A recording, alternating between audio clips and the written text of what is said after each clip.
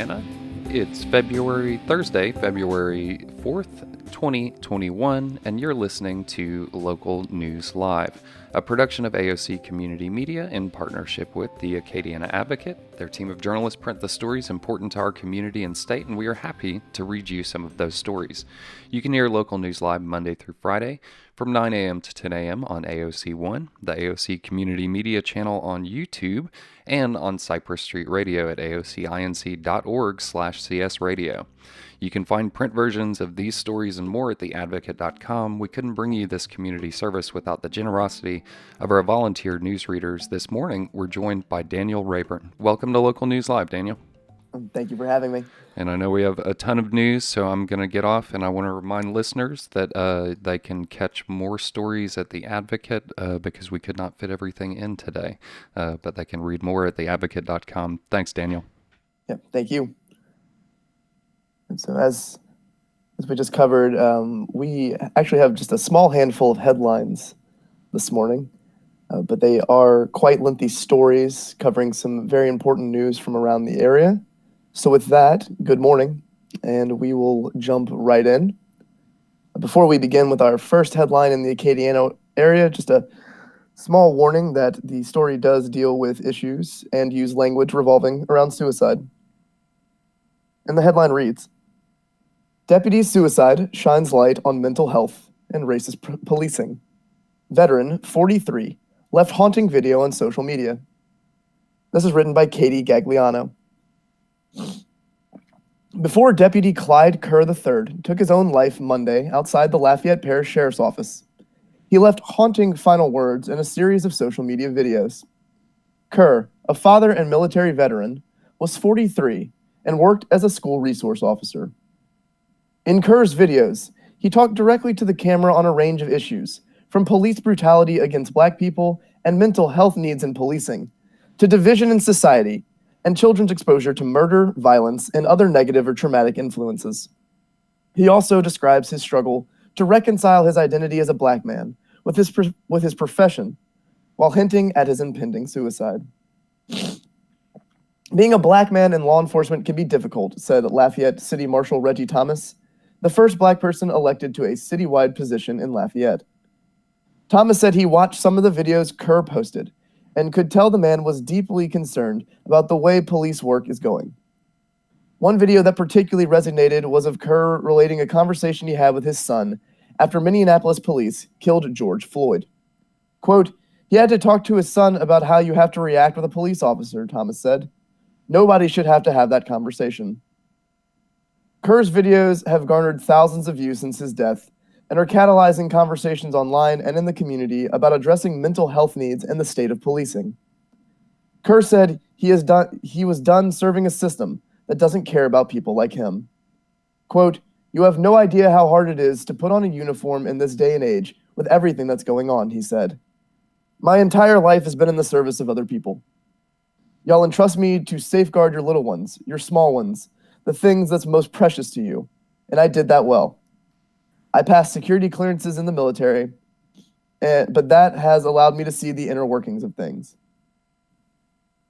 The videos show a man who professed he was upset by the state of society. Quote, I've had enough. While Kerr's videos focused on the outside world, he made small statements referencing personal turmoil. He spoke on the trauma of working the night of Lafayette Police Corporal Michael Middlebrook's death, and persevering through struggles in his life. According to court records, Kerr and his wife divorced in 2016, reconciled, and again divorced in 2020. But in his videos, Kerr insisted repeatedly that his decision to kill himself was a conscious choice made in his right mind as a protest. He also said that the need for, quote, dramatic and bold action was made clear to him a week before his death, and it was part of a higher calling. He said he would, quote, pass this baton to the next guy if he could, but that was his mission. He cited the killings of Black people by police. Botham Jean, shot in his own apartment in Dallas in 2018. Floyd, Breonna Taylor in Louisville, and Trayvon Pellerin, who was killed by Lafayette police officers in August. Quote, If this feels right to you as a person, then something is wrong with you, he said. I understand we have a tough job, but we signed up for this. We need help. Because when you deal with the bottom rung of society, that does not give us an excuse to just do whatever you want. And that's what we're doing, and we're not being held accountable. In 2 of the videos, taken on Friday, Kerr sits in his cruiser outside of his assigned schools.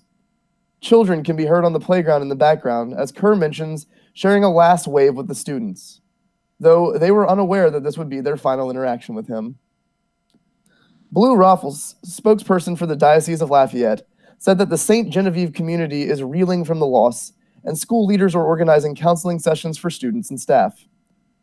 Quote, Deputy Clyde Kerr was well known for his big smile, frequent conversations with students and staff, and friendly fist bumps. We will continue to keep him and his family in our prayers. He will be greatly missed, St. Genevieve school leaders said in a newsletter to parents. Kerr's statement on mental health, particularly in policing, struck a chord with Thomas. Early in his 30-year career with the Lafayette Police Department, Thomas said there was a stigma surrounding any officer who sought counseling, noting that, quote, you were looked upon as being weak. But that's changed in recent years. We realize we need to do something because nationally, a lot of officers are committing suicide, he said. Today, the Lafayette Police Department requires any officer who is involved in a critical incident to get counseling. He also said officers can get counseling without letting the department know. Quote, it can be anonymous. The department still pays the bills, but there's no name associated with it. Thomas suggested law enforcement agencies may need to do more. Quote, should it be something we do annually? Why not? We qualify on our weapons 2 times a year, he said. There are officers who have been with the police department for 30 years who have never seen a counselor. Maybe we should require counseling once a year for everyone, not just for those who have been involved in critical incidents. Thomas said law enforcement agencies also need to have difficult conversations about the issues Kerr raised in his videos. Quote, leaders of the agencies have to sit down and talk about what we're going to do differently in policing our communities, he said. We have to seriously talk about local police reform. Not nationally. Let's talk about Lafayette. Let's listen to the citizens. Clyde Rudolph Rudy Kerr III was many things. He was a son of New Orleans. His dad, the famed New Orleans jazz trumpeter and educator Clyde Kerr Jr., who died in 2010. Both men were St. Augustine High School Purple Knights. The younger Kerr was a soldier who served in Afghanistan and Iraq, a lawman, and a hero to the students at St. Genevieve School, where he was a school resource officer. Kerr joined the Lafayette Parish Sheriff's Office in June of 2015 and had served as a patrol deputy and SWAT team member before joining the School Resource Officer Program, according to a statement from the agency. Quote, my heart goes out to Deputy Kerr, his immediate family, and to all the brothers and sisters he has at the Sheriff's Office. We will do everything in our power to support our employees as we all grieve, Sheriff Mark Garber said in a statement. Todd Dwyer and Kerr became friends after working at the University of Louisiana at Lafayette Police Department together in the early 2000s.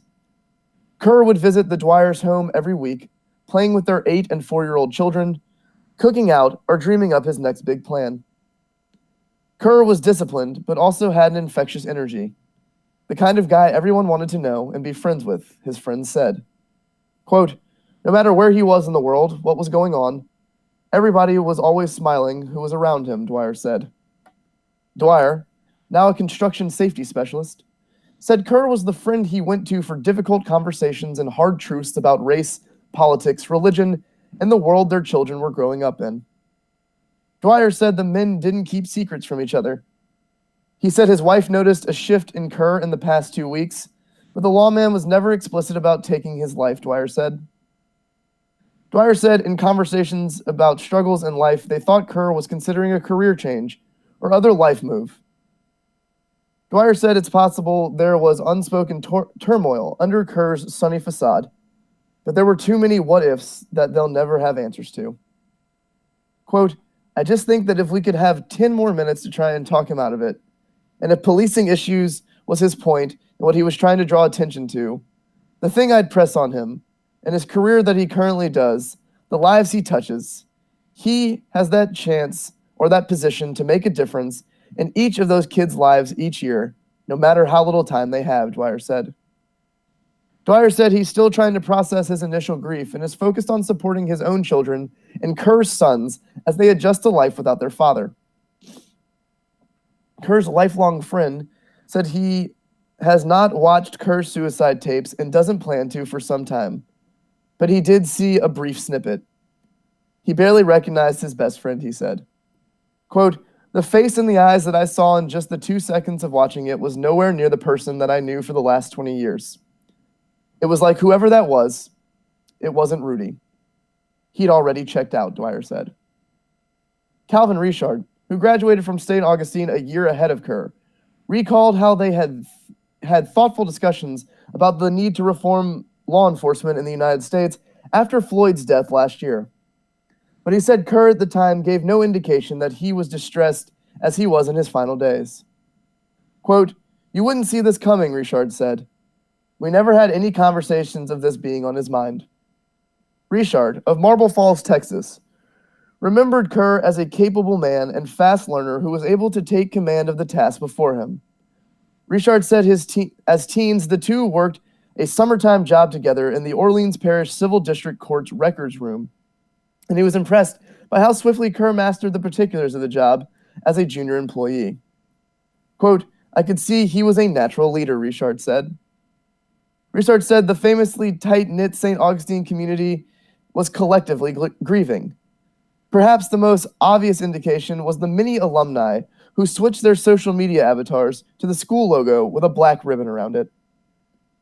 Dusau Police Chief Kip Judice, a former sheriff's office sergeant who said he recruited Kerr to the agency, said he was also shocked to hear of Kerr's suicide. Quote, "Clyde was a warrior. Clyde was a guy who I would go into any situation with as backup and not have a worry in the world, not have to worry about my back," Judice said. "When I got notified, my response was absolutely impossible. I thought someone spelled the name wrong or something." The sheriff's office said crisis intervention team members are available to provide counseling and support services to deputies and family members impacted by the news. The statement said year-round counseling and mental health services are also available. Kerr's death and the events leading to his suicide are under investigation, the sheriff's office said.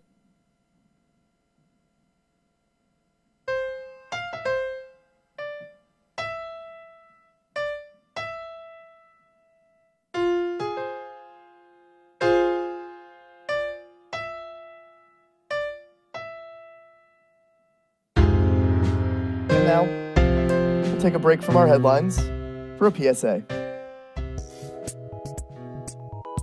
The Dreams Foundation of Acadiana will offer the public free sign language classes beginning on Friday, January 22nd at 4 p.m. via Zoom. Classes will be held online every Friday at 4 p.m. The meeting ID is 865-4014-5179. The classes will be instructed by Myra Mouton, special education teacher. Quote, "There are many benefits to learning sign language. It introduces you to a new culture and community, and it helps improve your peripheral vision and reaction time. And you can meet new people and make new friends," commented Mouton.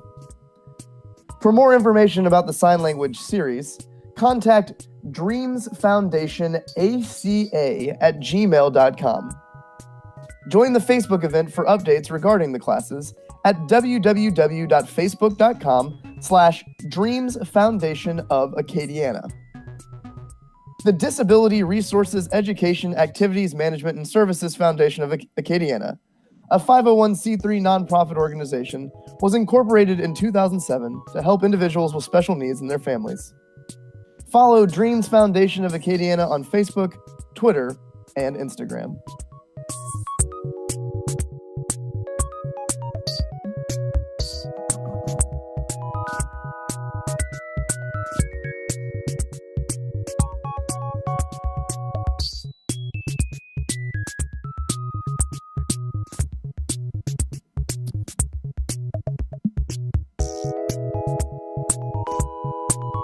And now, we will return to our local headlines with our next that reads, Oshner, unclear on vaccine administration. Systems set to receive an additional 1,950 first doses. And this is written by Ben Myers. Ochsner Lafayette General is set to receive an additional 1,950 first doses of COVID-19 vaccines this week, but the hospital has not announced plans for administering them. It is not clear how many of the fresh doses will go to people whose appointments were canceled and how many will be available for new appointments. Compounding that uncertainty is a discrepancy concerning last week's shipment of 975 Pfizer doses to Ochsner Lafayette, which is the 7-parish Acadiana region's largest healthcare provider. The Louisiana Department of Health said the January 27th shipment was designated as first doses, but Ochsner Lafayette officials said they were committed to people who had already received first shots. A Department of Health spokesperson characterized the discrepancy as a, quote, misunderstanding, but did not provide details as how it occurred. The health department, quote, has renewed documentation related to past distributions to Ochsner Lafayette and information about the 975 vaccine doses that were shipped there on Wednesday, January 27th, and confirmed that this was a first dose Pfizer shipment, spokesperson Kevin Litton said in a statement. The shipment came after Ochsner Chief's executive, Warner Thomas, told reporters on January 25th that the health department had allocated 0 doses to its Lafayette affiliate for the week. The allocation decision changed midweek for unknown reasons. And Ochsner Lafayette spokesperson Patricia Thomas told The Advocate in a text message the shipment contained, quote, dedicated second doses. When notified of the department's characterization, Thomas said she could, quote, only attest that our 975 doses were designated second doses. Litton said the state is in, quote, constant communication with Ochsner Lafayette about vaccines, and the unexplained discrepancy will not affect future allocations. He declined further comment. The discrepancy occurred despite the health department's triple-layered method of keeping tabs on provider inventories, which the state's top coronavirus official, Dr. Joseph Cantor, detailed in a call with reporters Tuesday. The first layer of tracking occurs through a web application providers use to upload the number of shots administered, demographics of those receiving them, and remaining inventory. Providers then provide that information in a separate survey, and staff confirm the survey results in phone calls. Shipments of first doses are automatically followed up with identical shipments of second doses within the appropriate time frame, depending on the vaccine brand, Cantor said. Remaining inventories are therefore considered to be first doses. Quote, there really should be no banking on second doses, Cantor said. The health department on Tuesday released details about each of its vaccine shipments to providers, including the number of doses in each shipment and designations as first or second doses. But the discrepancy concerning last week's shipment to Ochsner Lafayette makes it difficult to keep tabs on vaccine distribution in the region. There have been 38,573 vaccine series initiated in Acadiana as of Tuesday, representing about 3/4 of the first doses delivered through the week. The actual percentage of delivered first doses that have been administered is probably a bit different, as the state's shipment data does not count first doses delivered this week.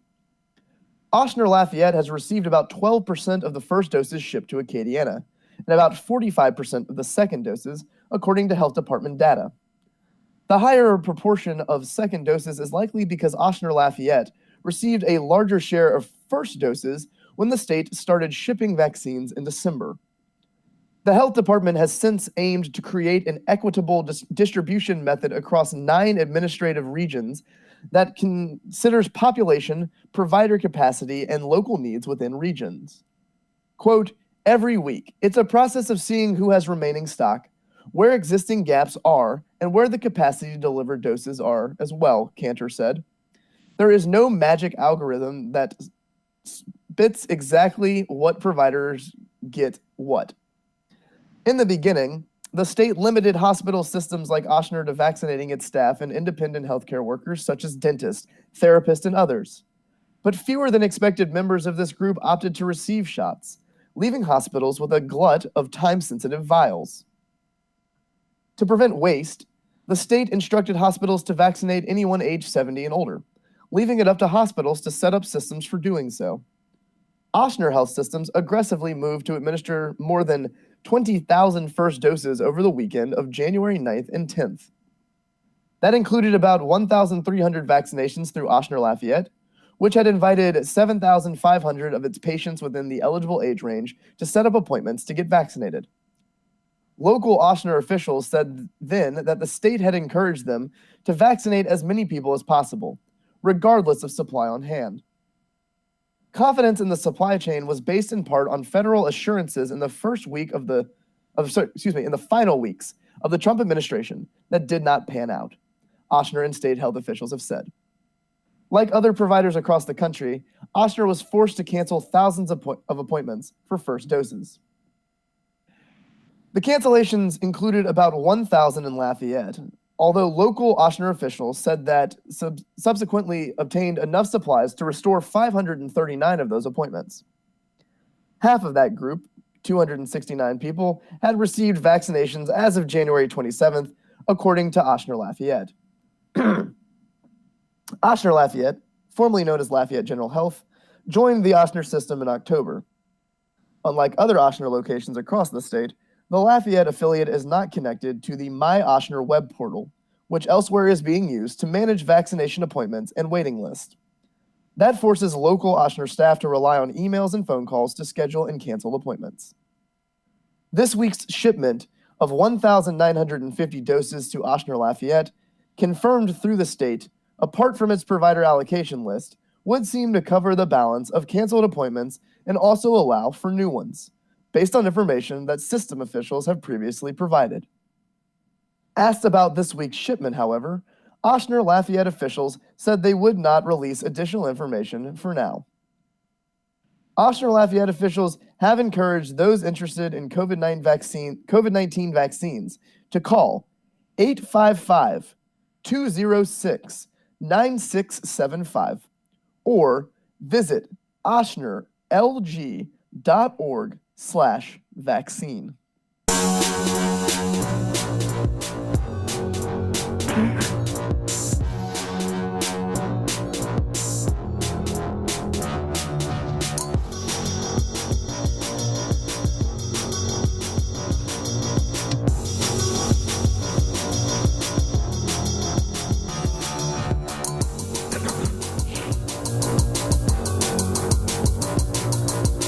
And with that, we will once again take a short break from our headlines to bring you our Today in History, famous birthdays, and your daily horoscope. The Today in History is brought to us by the Associated Press. Today is Thursday, February 4th, the 35th day of 2021. There are 330 days left in the year. Today's highlight in history is, on February 4th, 1945, President Franklin D. Roosevelt, British Prime Minister Winston Churchill, and Soviet leader Joseph Stalin began a wartime conference at Yalta. Also on this date, in 1783, Britain's King George III proclaimed a formal cessation of hostilities in the American Revolutionary War. In 1789, electors chose George Washington to be the first president of the United States. In 1861, delegates from 6 southern states that had recently seceded from the Union met in Montgomery, Alabama, to form the Confederate States of America. In 1913, Rosa Parks, a black woman whose 1955 refusal to give up her seat on a Montgomery, Alabama city bus to a white man sparked a civil rights revolution, was born Rosa Louise McCauley in Tuskegee. In 1944, the Bronze Star Medal, honoring heroic or meritorious achievement of service, was authorized by President Franklin D. Roosevelt. In 1962, St. Jude's Children's Research Hospital was founded in Memphis, Tennessee, by entertainer Danny Thomas. In 1974, newspaper heiress Patricia Hearst, 19, was kidnapped in Berkeley, California, by the radical Symbionese Liberation Army. In 1976, more than 23,000 people died when a severe earthquake struck Guatemala with a magnitude of 7.5, according to the U.S. Geological Survey. In 1997, a civil jury in Santa Monica, California found O.J. Simpson liable for the deaths of his ex-wife, Nicole Brown Simpson, and her friend, Ronald Goldman. In 1999, Amadou Diola, an unarmed West African immigrant, was shot and killed in front of his Bronx home by 4 plainclothes New York City police officers. The officers were acquitted at trial. In 2004, the Massachusetts High Court declared that gay couples were entitled to nothing less than marriage and that Vermont-style civil unions would not suffice. 10 years ago today, President Barack Obama appealed to Egyptian President Hosni Mubarak to focus on his legacy and begin an orderly process to relinquish the power he had held for 30 years. However, Obama stopped short of calling for Mubarak's immediate resignation.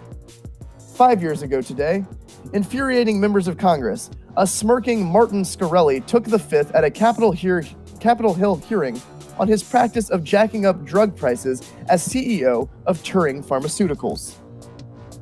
1 year ago today, thousands of medical workers in Hong Kong were on strike for a second day to demand that the country's border with China be completely closed to help prevent the spread of the coronavirus. The territory reported its first death from the virus and the second known fatality outside of mainland China.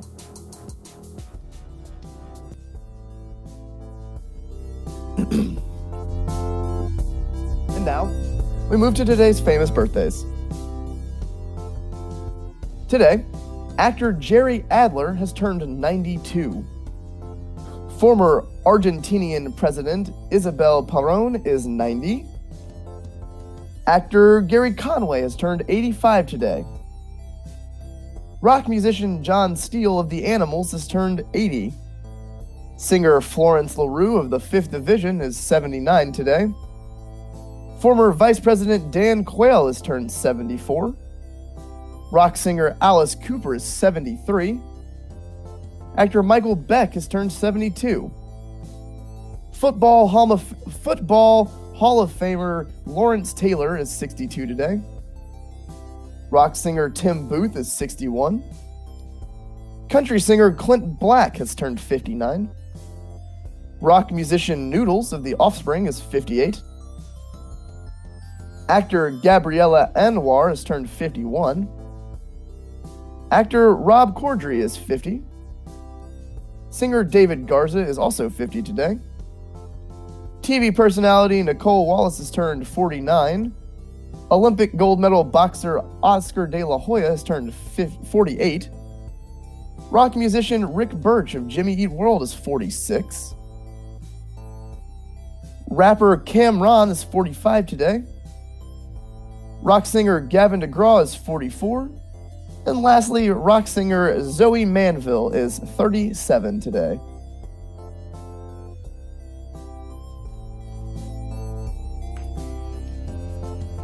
And with that, we will take a look at today's horoscopes. We begin with Aquarius, which is birth dates of January 20th to February 19th. Listen and observe, but don't get involved in disruptive situations. Uncertainty will prevail if you are evasive or stretch the truth. Live up to your promises. For Pisces, which is February 20th to March 20th birth dates, you will gain support. Be sure to give accurate information. Crunch the numbers and proceed with caution. It's easier to do things right the first time than to pay the price later. For Aries, which is birth dates of March 21st to April 19th. Check out what's available and affordable. How you manage your money will be important. Don't give in to temptation. Treat a meaningful relationship with respect. To Taurus, which is April 20th to May 20th birth dates. Cut your losses and move along. Recognize when you've run out of gas, and you'll figure out the best way to salvage what you can and proceed. What's best for you is most important at present. For Gemini, which is May 21st to June 20th birth dates. Play by the rules. Don't mess around with dealing with institutions or bureaucratic organizations. You have plenty to gain if you are honest and do your best. For Cancer, which is birth dates of June 21st to July 22nd, lay out your plans and see who responds to them. Don't waste time on those who procrastinate or downplay what you're trying to do. Stay focused and intent on making the most of what you have. For Leo, which is birth dates of July 23rd to August 22nd, sit tight. Don't make complicated or risky changes. Know what and who you are up against. Don't let your relentlessness lead to a mistake. The right opportunity will come along. For Virgo, which is August 23rd to September 22nd, look over your options, gather information, and put your plans in place. An unusual partnership will interest you, but before you sign up for something unfamiliar, do a little research.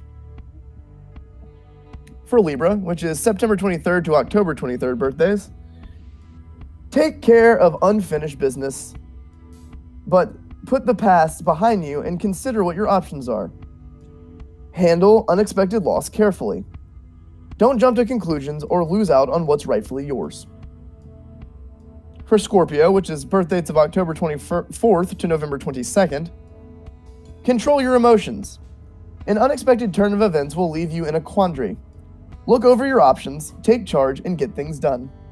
If you remain calm, you will come through with flying colors. For Sagittarius, which is birth dates of November 23rd to December 21st, refuse to let anyone interfere with your plans. Keep your money and possessions in a safe place. Reveal nothing, and you'll have nothing to fear. And finally, for Capricorn, which is birth dates of December 22nd to January 19th, put more time and effort into the important relationships in your life. Clear up matters that have been lingering on for too long. Focus on building a peaceful environment.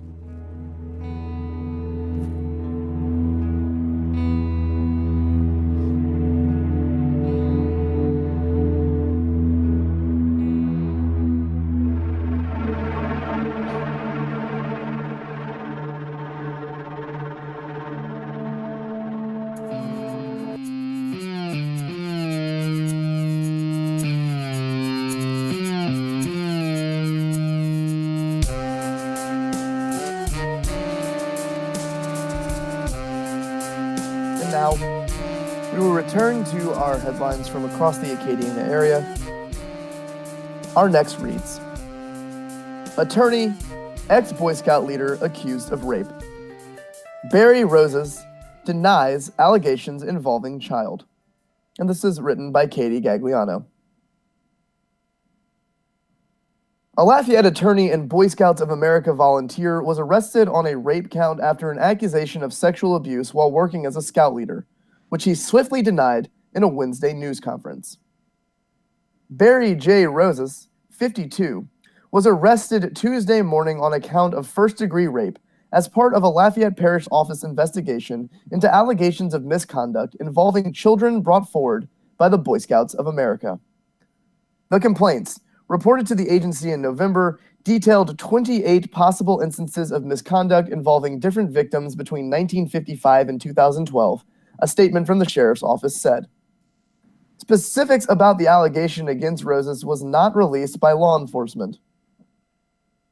Identifying the number of people accused in the allegation reports is ongoing, and some of the complaints fall outside of Lafayette Parish Sheriff's Office jurisdiction, the release said. Roses defended his character and his innocence Wednesday, firmly denying the allegations, which he said were made by an anonymous complaint. Quote, I completely deny any and all charges made against me by an anonymous, alleged victim. They simply did not happen, and there are no circumstances that could ever be misconstrued as inappropriate in all of my years of being a scout leader. While I am sympathetic to the true victims of sexual abuse, there's no victim in this case as it relates to me because I never abused anyone, Rosa said. The accused Boy Scout volunteer said it's his understanding the abuse claim was tied to a class action lawsuit that had a filing deadline in mid-November. The Boy Scouts, facing numerous sexual abuse lawsuits, filed for bankruptcy in February 2020, which put a tight time window on victims' opportunities to seek financial settlements for their suffering from a future compensation fund, according to the Associated Press. More than 90,000 claims were filed in the class action lawsuit, the AP reported. Rosas and his attorney, Kevin Stockstill, said the anonymous complaint called a hotline associated with the class action lawsuit to report the claim of abuse.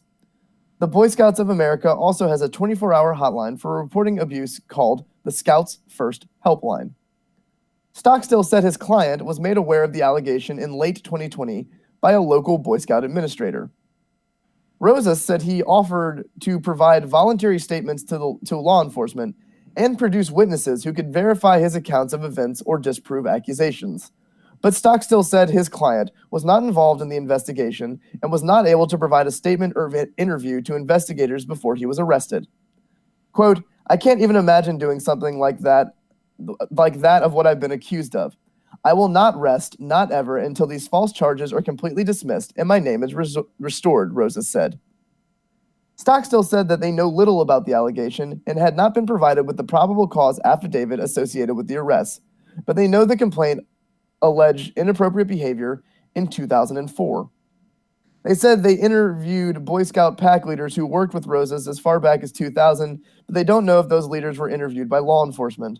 Quote, "Our position is that this did not happen, and when given an opportunity to be provided with more specific information so that we can conduct a more thorough investigation, we're going to show and prove, which we don't even have to, but we will prove that this man is innocent and these charges are false," Stockstill said. Rosas is an attorney and partner at Labus Law Offices, according to the company's website. He is a registered attorney with the Louisiana State Bar Association. From 1995 to 1998, he served on the board of aldermen in Mamou, according to his LinkedIn profile and Louisiana Secretary of State office records. Rosas said he had been involved as a scout leader since 1999 and continued his work with scouting when he moved to Lafayette in 2003. Rosas said his involvement with the Boy Scouts of America continued until charges were levied against him. Stockstill said his client was a Boy Scout, and so were Rosas' sons, whom he helped guide through scouting. Rosas worked as a volunteer with the Evangeline Area Council Boy Scouts of America and served as Scout Master for St. Pius Elementary School's Troop 10 from 2009 to 2016, per the troop's website. Rosas posted on Facebook about Boy Scout excursions and introducing troopers to new games on weekend and overnight trips.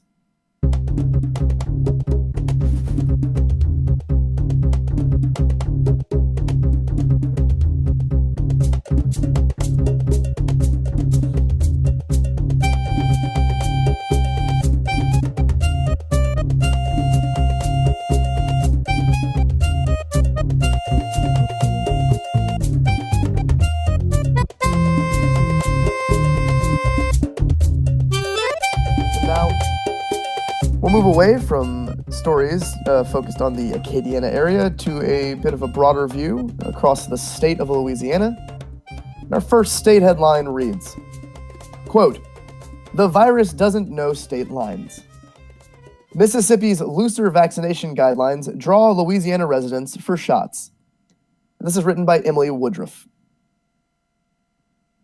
When people 70 and older became eligible in Louisiana for the coronavirus vaccine in January, New Orleans resident Phil Costa started calling around for an appointment. He turned 70 this month and wanted to get vaccinated as soon after his birthday as he could. When he tried hospitals, he was told he needed to wait to schedule an appointment. Instead, after reading on social media that some Louisiana residents were headed to Mississippi for a shot, he drove the 2 hours to Laurel, Mississippi.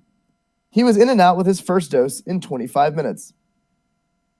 "I have to wait 8 more days to make an Ochsner appointment," said Costa, a lawyer.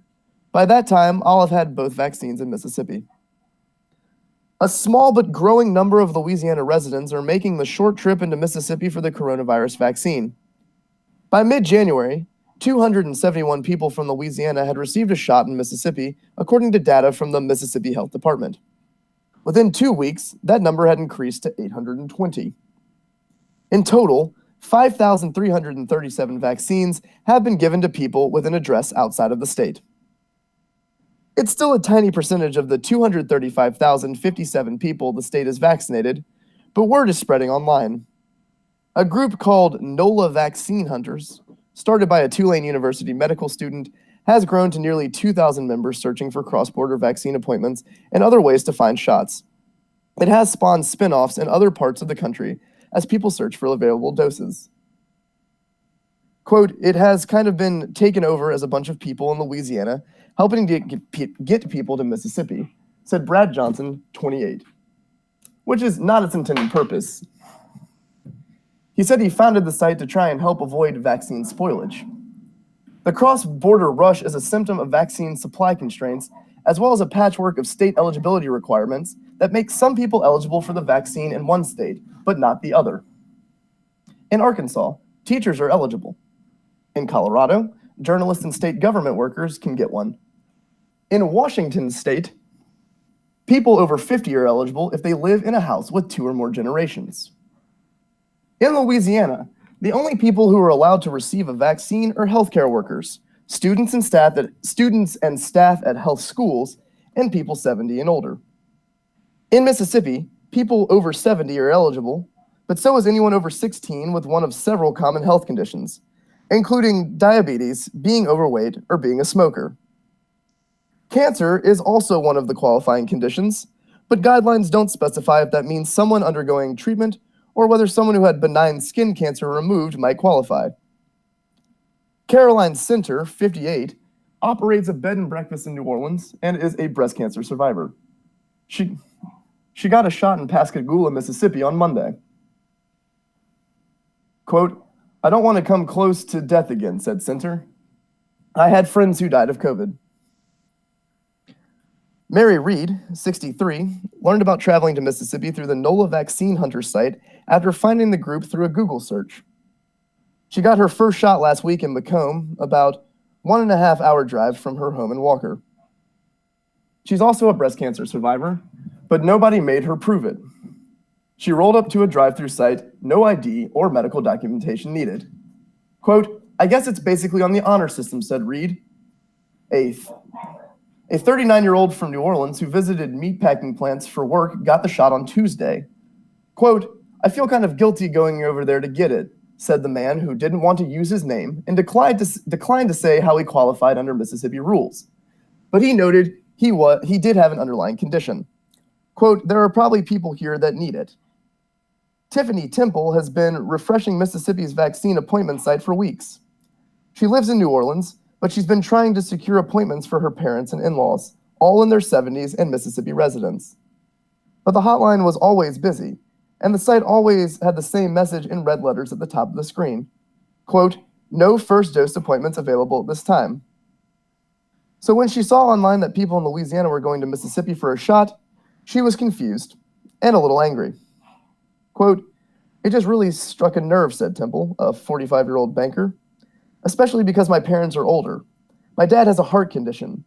I was like, oh my gosh, how is this happening? It's got worse when people were like, I'm from Pennsylvania and want to drive down. Her family has seen the firsthand impacts of not having the vaccine. We're African American, and then there's been a lot of conversation in our community about vaccines and the historical expenses, said Temple. It has impacted our friends and family. A really close friend of mine passed away, and we're having his memorial service virtually today at 3 o'clock. More people in the Vaccine Hunters Facebook group are praising Mississippi's easy enrollment process, which allows for a centralized sign-up. Louisiana prioritized a broad geographic reach through hundreds of pharmacies, but require people to call each provider individually to check for appointments. Quote, I think the website is a great idea in terms of getting slots, said Temple, who grew up in past Christian Mississippi and frequently traveled the 40 minutes back there to visit her family before the pandemic. Quote, but what happens when you have a senior citizen who is not tech savvy and maybe they don't have family? Even beyond senior citizens, there are people who don't have access to the internet.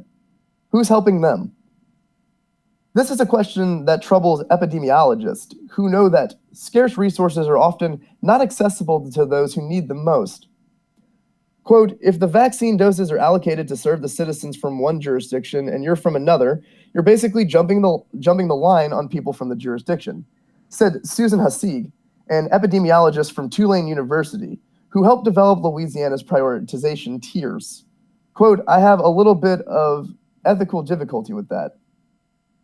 At the same time, she said that she has empathy for people with serious conditions who have been inside their houses for a year. Quote, I have friends who are cancer survivors, said Hassig. I tell them, if you have an opportunity to get it, definitely do it. When people seek out the vaccine because they have an illness, that puts them at risk. Hassig said she can't fault them for that. Louisiana residents can sign up for a vaccine using their home address, members of the group said. They are under the impression that they aren't breaking any rules. Asked if Louisiana residents were eligible for vaccines in Mississippi, Liz Charlotte, a spokesperson for Mississippi's Department of Health, said in an email, quote, if you live in Mississippi or work in Mississippi, you may be vaccinated. We have no identification requirements. Charlotte said people traveling to Mississippi for the vaccine were, quote, not a concern. Although it's certainly easier for people to get the shot in Mississippi if they can get it there, Hassig pointed out it may be because the people who need it in Mississippi aren't finding it as easy to access. Even though Louisiana has stricter requirements for eligibility, a higher percentage of the population has received the shot, 8.1% in Louisiana, compared to Mississippi's 7.2%. Louisiana has used 65% of its vaccine supply versus 55% in Mississippi. Quote, if it's the easy way for people from Louisiana to get the vaccine in Mississippi, that suggests that they're not working very hard to get it to the population who really need it, said Hassig, referring to older people who are most likely to die or be hospitalized from the coronavirus. Several people traveling to Mississippi for the vaccines point out that they met the state's requirements, and residents from the two states often interact. Quote, I know people who live in Mississippi who come to Louisiana for the vaccine because they're part of the Ochsner system, said Costa. I work downtown. There are a lot of people in my building living in Diamond Head or Bay St. Louis. I would like to see them get vaccinated too, because we're going to mingle. The virus doesn't know state lines. Temple wrote a post Monday in the group expressing her frustration that people in other states were getting vaccinated before her elderly family members. Soon after, her inbox was flooded with tips. Members said they would stay up and do shifts to help her secure the appointments. They told her to try at 2 o'clock in the morning, or said her parents should drive 4 hours to another site. She couldn't imagine sending her parents 4 hours away or asking her in-laws, who have lupus and breast cancer, to stalk the site in the middle of the night. But using the tips they gave about the time of day to check, refreshing relentlessly, and ignoring the statement in red saying there was no availability, she was able to get 4 appointments, one for each of her elderly family members.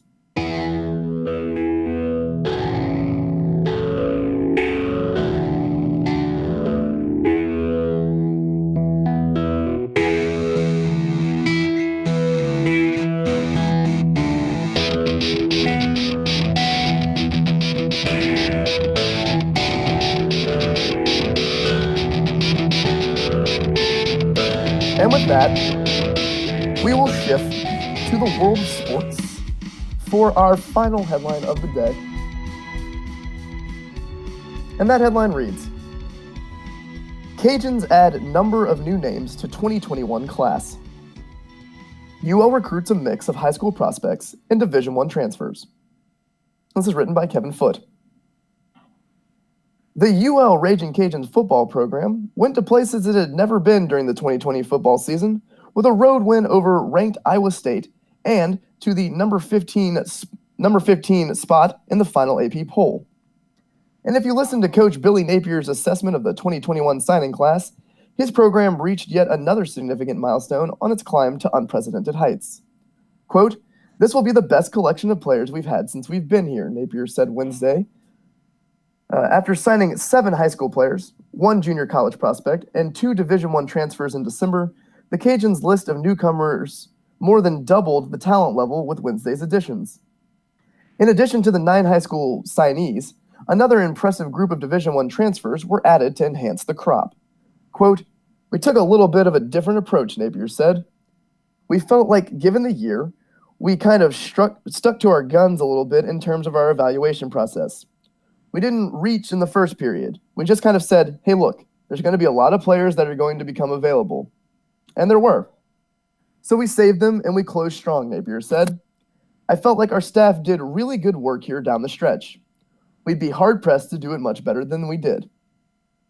In addition to such transfers as offensive lineman Matthew Anderson from Nebraska, quarterback Lance Legrade from Maryland, and defensive end Clinton Anakawaru from Kansas, UL added offensive line transfer TJ Faialoa from ULM on Wednesday. Faialoa will have 2 years of eligibility remaining after starting 10 games in 2020, all 12 as a sophomore and 7 as a redshirt freshman. Quote, he's a very experienced player, Napier said. Certainly a huge get. He adds to the returning production that we have in our offensive line room. Faialoa crossed paths with UL offensive coordinator Rob Sale, receivers coach Tim Leisure, cornerback coach Lamar Morgan, and new UL analyst and former ULM coach Matt Viatar. Quote, for him, it's going to be a little bit of a homecoming because of the people he'll have relationships with and be familiar with, Napier said. But the Cajuns also scooped up a couple of original Arizona commits in the De La Salle of New Orleans duo of running back Montrell Johnson and 6'3", 243-pound linebacker Jamarian Peterson. Johnson rushed for 182 yards and 4 scores in the Division II state finals loss to St. Thomas More. Quote, we want to start with the state of Louisiana, Napier said. Not only the high school players, but we recruit a lot of the players that don't come here. They may go off and may eventually come back. There's no question that we always have an awareness of the current players available in the state. That's where we start. Former Texas A&M and Incarnate Word running back Jacob Kaibote, a 6'2", 218-pound back from Christian Life in Baton Rouge, fits that mold. Outside the state, Napier was excited about the addition of former Florida commit George Jackson from Georgia, a 6'4" and 325-pound offensive lineman. Quote, this guy had a dozen Power 5 offers, Napier said. In general, we found him and we followed through and closed it out. I think he's a good get for the Cajuns. Jackson joined Wichita Christian's Hunter Herring and Mississippi quarterback Zy McDonnell as the 3 high school early enrollees to go along with the Division I transfers already on campus in Anderson, LeGrand, Anakawari, John Stevens, and Tyron Lewis. Quote, these young guys are coming here at a pretty special time where there's a ton of momentum. But that's exactly what it needs to be, Napier said. It needs to be momentum and not contentment. I think contentment is the enemy, and I think this group of players is part of the big picture here. Indeed, UL's success in the field has clearly paid off in recruiting. Quote, anytime we have some success, it helps you, he said. You're no longer selling. When we first came here, we were selling hope. We were selling kind of a theory. Now the theory has been tested, the hope has been realized, and we have a product. We've got a product to sell. Our methods work. In addition to Johnson, Jackson, and Peterson, the remainder of the 9 high school February signees include Caring Crow running back Kendrell Williams, Acadiana High defensive end Cameron George, Alabama Christian's Jalen Clark out of Montgomery, tight end Jason Caldwell from Dixon, Texas, mini high school running back Terrence Williamson, and linebacker Casey Osai from Caring Crow, Texas. Quote, this guy can play inside back or first and second down, Napier said of Osai, the 3rd former Arizona commit in the class.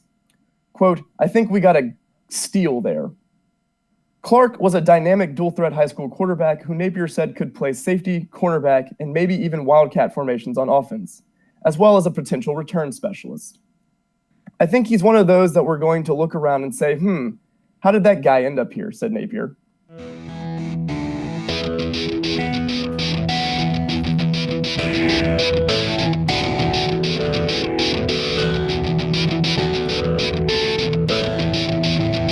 And with that, before we close, we'll look at the funerals around the Acadiana area.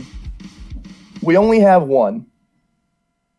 It's for Larry Maxwell, with services at Delome Chapel of the Flowers, 1011 Bertrand Drive in Lafayette at 1 p.m. This has been Local News Live for February 4th, 2021, and I've been your reader, Daniel Rayburn. Join us at 9 a.m. Monday through Friday on AOC 1, Cypress Street Radio, or the AOC Community Media channel on YouTube. You can read these stories and more at theadvocate.com and find out how to volunteer and more at aocinc.org. Thank you for tuning in this morning. I hope you'll join us again tomorrow. Have a great day, Acadiana.